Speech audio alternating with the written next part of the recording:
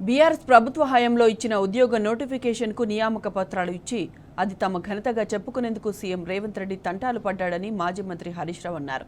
ఉద్యోగాల్లో చేరుతున్న వారిలో ఉత్సాహాన్ని నింపాల్సింది పోయి వార్నింగ్ ఇచ్చి భయభ్రాంతులకు గురి చేశాడన్నారు.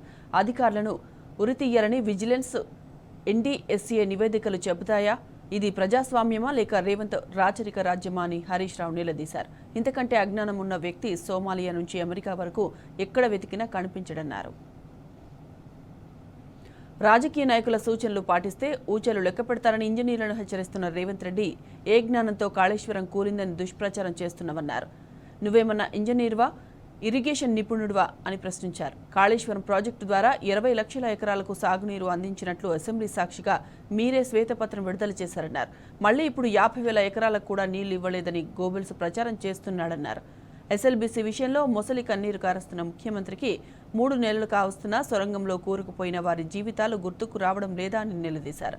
9 ఏళ్ల బీఆర్ఎస్ పాలనలో 3,900 కోట్ల రూపాయలు ఖర్చు చేసి 12 కిలోమీటర్ల టన్నెల్ పనులు పూర్తి చేసింది వాస్తవం కాదా అని అడిగారు. తెలంగాణ నీటి పారుదల శాఖలో పలు ఉద్యోగాలు ఖాళీగా ఉన్నాయని హరీష్ రావు మండిపడ్డారు. ఇరిగేషన్ రంగంలో కేసీఆర్ సాధించిన ప్రగతి చెరిపేస్తే చెరిగిపోయేది కాదని స్పష్టం చేశారు. మొత్తంగా 48 లక్షల ఎకరాలకు నీళ్లు అందించి సాగును బాగు చేశామన్నారు. శుద్ధపూస లెక్క మాట్లాడుతున్న రేవంత్ రెడ్డి, నీకు చిత్తశుద్ధి ఉంటే మీ 18 నెలల పాలనలో కొత్తగా ఎన్ని ఎకరాలకు నీళ్లు ఇచ్చారో శ్వేతపత్రం విడుదల చేయాలని బీఆర్ఎస్ పక్షాన డిమాండ్ చేస్తున్నామని హరీష్ రావు సవాల్ విసిరారు.